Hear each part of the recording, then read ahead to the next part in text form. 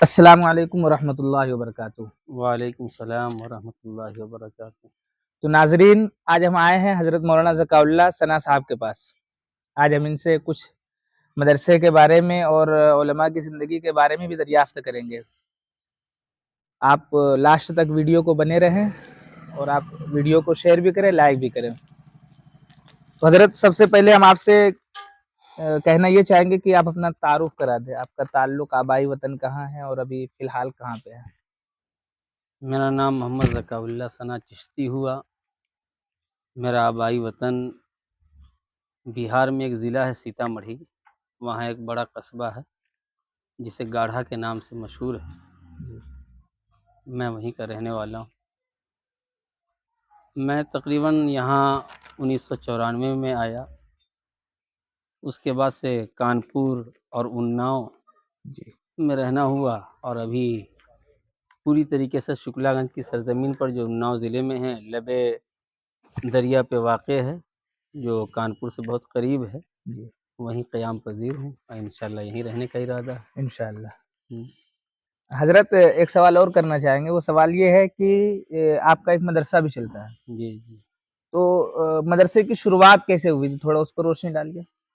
جب میں یہاں آیا تو چونکہ کانپور میں ایک اسکول میں ٹیچر تھا، جی اور اس وقت میں آیا تو یہاں کوئی بھی دینی ادارہ نہیں تھا اس وقت، جی جہاں باقاعدہ عربی اردو یا دینی عصری تعلیم سے بچوں کو مزین کیا جا سکے۔ جی تو میں یہاں کچھ لوگوں نے کہا کہ ہمارے بچوں کو پڑھا دیجئے، تو ایک دو بچوں کو میں نے پڑھانا شروع کیا جی یہیں محلے ہی میں۔ جی سید عرفان صاحب کا گھر ہے، جو جانتے ہوں گے آپ۔ جی تو وہاں جہاں گاڑی کھڑی کرتے ہیں سید عرفان صاحب، اسی گیلری میں نے پڑھانا شروع کیا، اور ایک مہینے کے اندر میں کچھ بچے زیادہ ہو گئے ہمارے یہاں، اسی درمیان میں 30-35 بچے ہو گئے۔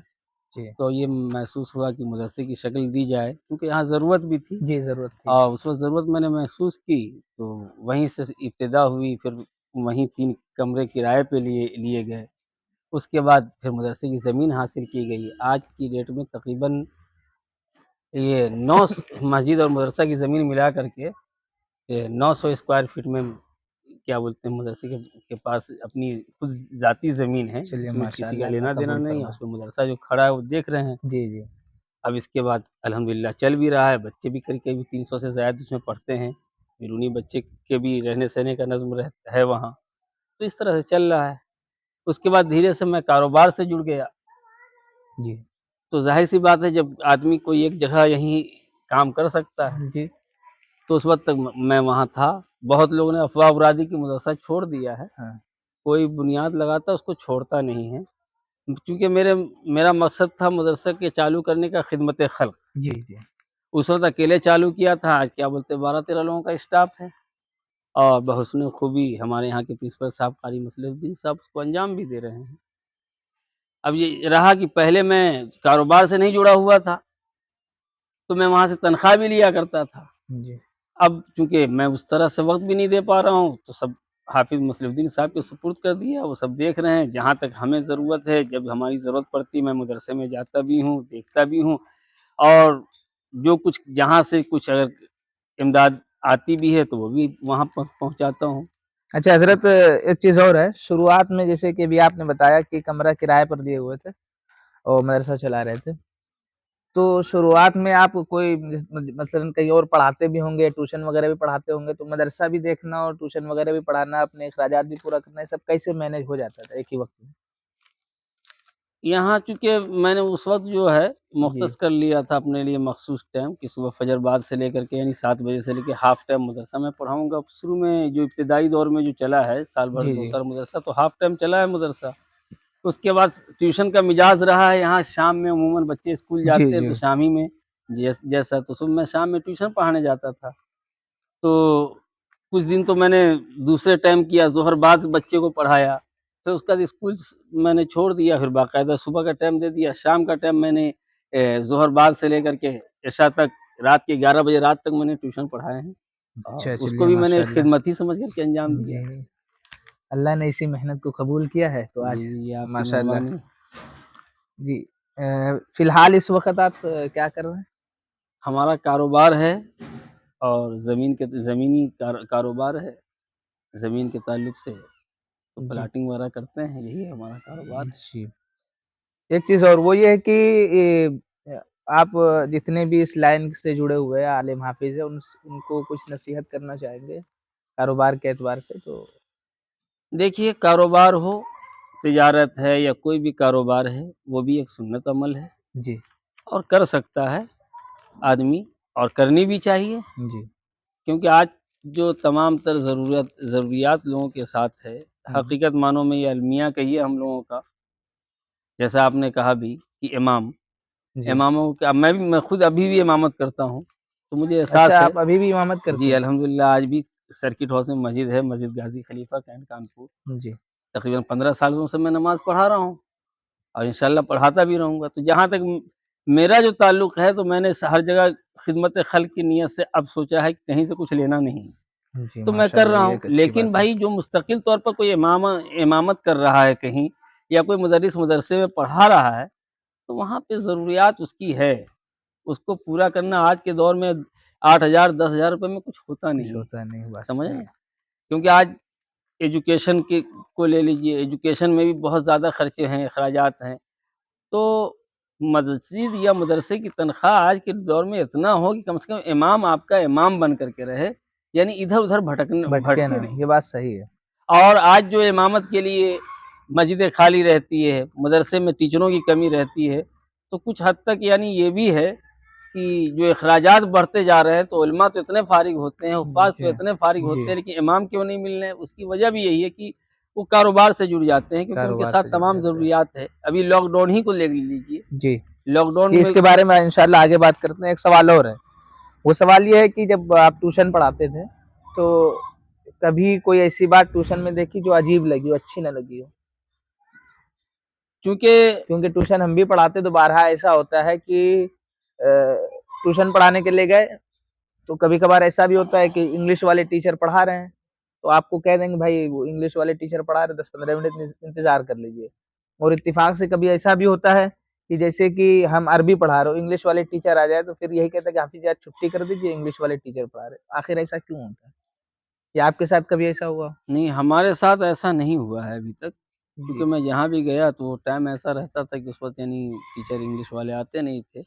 लेकिन अगर जहाँ पे ऐसा सोचते हैं, तो मैं तमाम ऐसे लोगों को एक मैसेज देना चाहता हूँ जी, कि इस्लाम का ये ज़ाविया भी है, और इस्लाम से ये दीन इस्लाम से मोहब्बत का एक उसूल भी है कि प्यारे आका ने कहा, सल्लल्लाहु अलैहि खैरुकुम वसल्लम। मन तअल्लमल तअल्लमल कुरान कुरान व व अल्लमह। अल्लमा, तुम में बेहतरीन शख्स वो है जो कुरान सीखे और सिखाए। तो हम असली तालीम सीखें, या जी, हिंदी, अंग्रेज़ी जो भी कुछ हो तालीम है, जो दुनिया से जुड़ी हुई चीज़ें हैं, जी। वो सीखें ज़रूर, लेकिन अफ़ज़लियत इस तालीम को दें, तब उसके बाद वही असल दीन है, और वही असल यानी क्या बोलते हैं मकसद है हमारा, नहीं तो फिर मकसद फ़ौत हो जाता है। अच्छा, चलिए माशाअल्लाह ये बहुत अच्छी बात कही। एक चीज़ और वो ये है कि ये बात तो पूछने वाली नहीं है लेकिन फिर भी पूछते हैं कि आप अपना मदरसा जो चलाते हैं उसमें मुदर्रिस की तनख्वाह फिर भी कितनी होगी?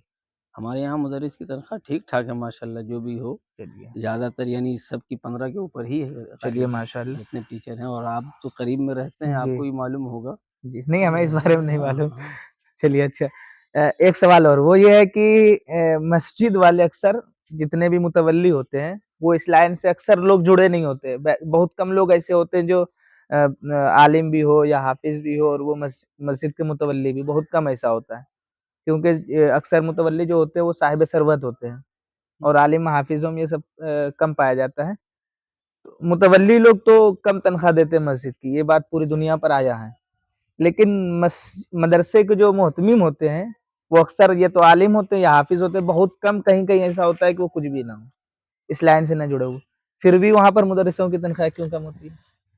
यहाँ पे बहुत बड़ा लम्हा फ़िक्रिया है, क्योंकि एक तो यहाँ मदारिस जो चल रहे हैं, वसाइल की बहुत कमी होती है, नहीं, बाज़ क्योंकि मैंने मदारिस भी में तो मदरसे ऐसा भी चलाए। होता है कि किसी चीज़ की कमी नहीं होती है, मोहतमिम साहब अगर बढ़िया ठाट-बाट से रह रहे हैं, अगर लेकिन कमी फिर नहीं होती है, उसके बाद भी अगर ऐसा है, तो मुहतमिम से रब मुआख़ज़ा करेगा, वो सवाल करेगा, क्योंकि इस्लाम ने ये कहा है कि जो अपने लिए पसंद करो, वो दूसरे के लिए दूसरे लिए पसंद करो। दूसरों के हाँ, लिए ये एक बात पसंद करो। सोचने वाली भी क्योंकि जब हम अपने भाइयों की खुद अपने लाइन वाले लोगों की फ़िक्र नहीं करेंगे, हाँ, दूसरे लोग कहाँ से फ़िक्र हाँ, तो करेंगे? ये बहुत बड़ा अलमिया है। तो मैक्सिमम आज के दौर में फिर भी कितनी तनख्वाह होनी चाहिए जिससे मतलब शौक तो पूरे नहीं हो सकते हैं, जरूरत पूरी हो सके? कम से कम 18 से 20,000 रुपया तनख्वाह होनी तनख्वाह चाहिए होनी आज की चाहिए। डेट में, कम से कम।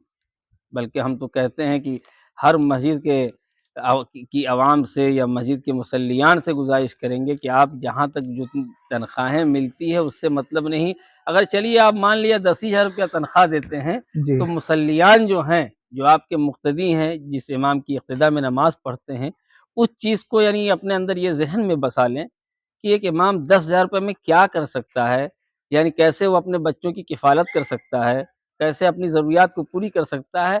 तो अगर 10,000 रुपया तनख्वाह देते हैं, तो आप साइड से अगरचे आप यानी क्या बोलते हैं कि 20 है या 25 यानी ऐसे मुक़्तदी हैं, अगर वो अपने तौर पे ज़हन बना लें, सिर्फ़ उनको नज़राने शुक्राने के तौर पे अगर 1,000-500 रुपया महीना दे देंगे, तो भी ज़रूरियात पूरी हो सकती है। अच्छा, एक इश्काल लोग और करते हैं, वो ये करते हैं कि ये लोग दीन पढ़ाने के पैसे लेते हैं, इसका कोई जवाब?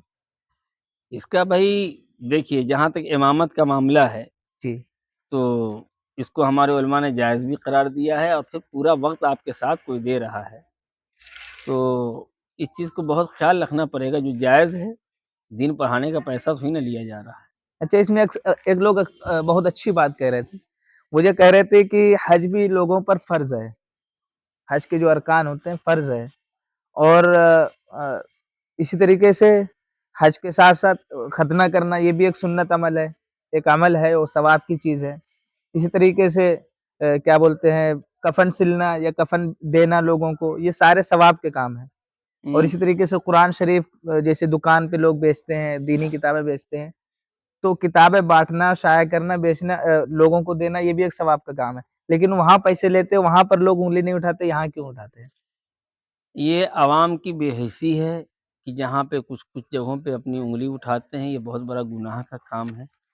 अगर ऐसे मामले में कुछ क्या बोलते हैं कि शक व शुबा है, तो जी। उलमाए किराम, मुफ्तियाए निज़ाम बैठे हुए हैं, उनसे इस्तिफ्ता कर लें तो सारी बात हल हो जी, जाएगी। जी। नहीं, ऐसे हम भी लोगों की दीन कमी के ये भी मामले होती है में ना, दीन के मामले में किसी से पूछने नहीं जाते। दीन के मामले में पूछते नहीं जाते हैं और बगैर जानकारी के कोई कुछ कहता है, तो ये बहुत बड़े गुनाह में गिरफ्तार जी। है, अगर वो गलत कह देता है। अच्छा एक रिपोर्ट के मुताबिक हज़रत लॉकडाउन के बाद से मदारिस के जो तलबा है वो तकरीबन 5 से पूरे इंडिया की बात करें 5 से 6 लाख कम हो गए। 5 से 6 लाख, 5-6 हज़ार नहीं 5 से 6 लाख लॉकडाउन के बाद से मदारिस के तलबा कम हो गए, ऐसा क्यों? मैंने कहा नहीं कि लॉकडाउन के बाद मदारिस इस्लामिया ही नहीं, बल्कि एजुकेशन के ताल्लुक से जो गिरानी आई है, जो दिक्कतें जी, आई है, वो अयां है।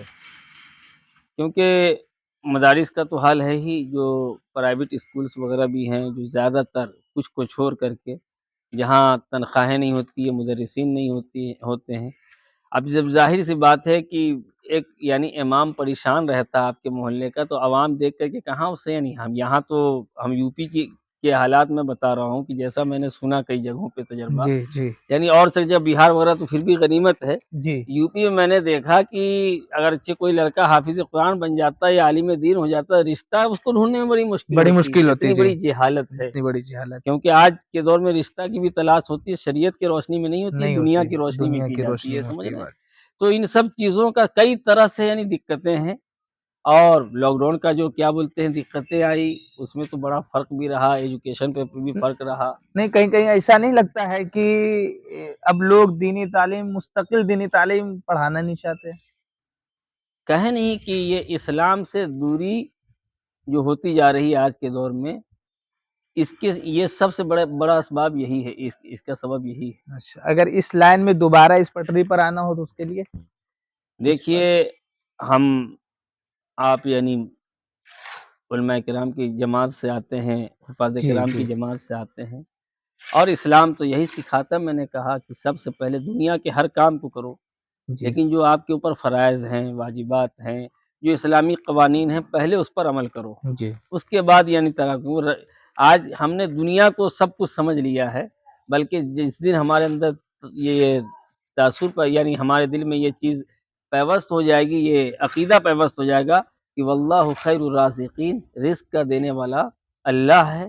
पहले हम उसके फ़रमानात पे अमल करेंगे। जिस दिन हम यानी इस्लाम के अहकाम पर अमल करने वाले हो जाएँगे, ये सारी तंगदस्ती भी ख़त्म हो जाएगी, सारी दिक्कतें भी ख़त्म हो जाएँगी। جی حضرت، یہ بات تو بالکل صحیح ہے کہ واللہ خیر الرازقین، اللہ رزق کا انتظام کرنے والا ہے.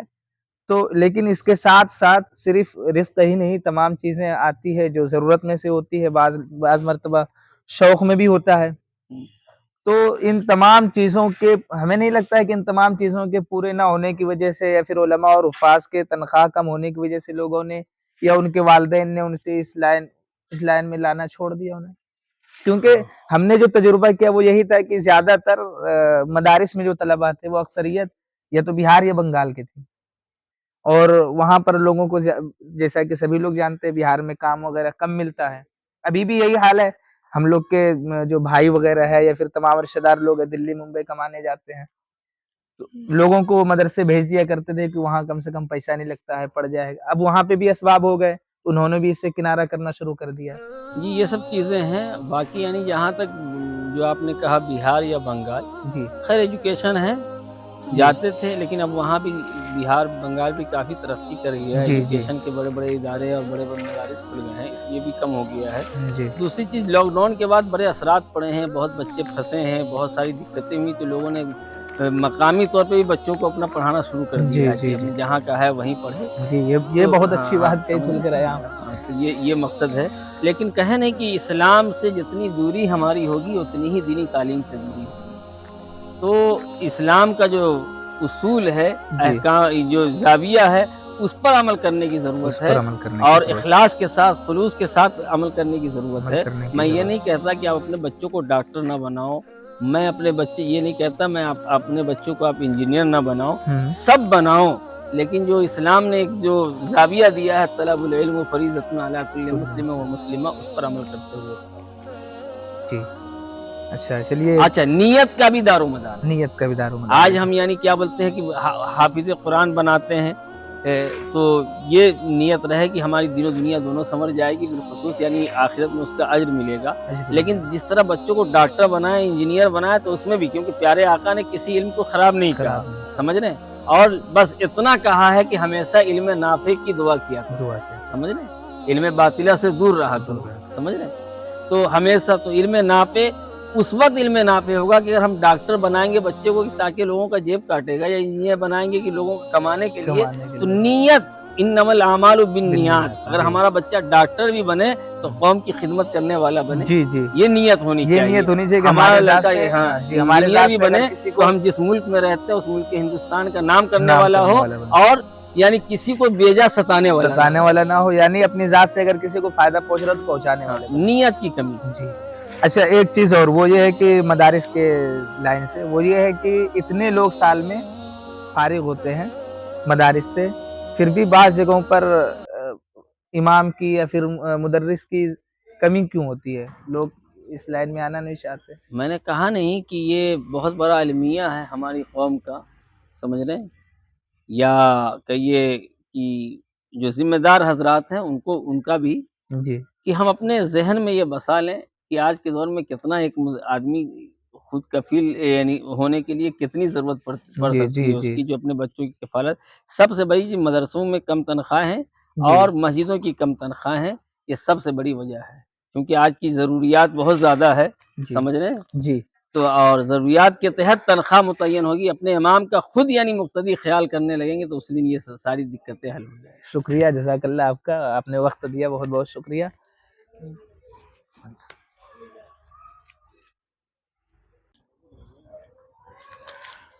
تو ماشاء اللہ آپ ابھی سن رہے تھے حضرت مولانا ذکاء اللہ ثنا صاحب کو. انہوں نے بہت اچھی باتیں کہیں کہ مدارس میں طلباء کم کیوں آ رہے ہیں، اسی طریقے سے تنخواہ کے متعلق، کاروبار کے متعلق حضرت نے بہت اچھی باتیں کہی ہے. اللہ تعالی ہم سب کو عمل کی توفیق عطا فرمائے. اگر یہ ویڈیو آپ کو اچھی لگی ہو تو آپ اس ویڈیو کو شیئر بھی کریں، اپنے دوستوں تک بھی پہنچائیں، لائک کریں اور کمنٹ میں ضرور بتائیں کہ آپ کو یہ ویڈیو کیسی لگی. شکریہ، جزاک اللہ. السلام علیکم ورحمۃ اللہ وبرکاتہ.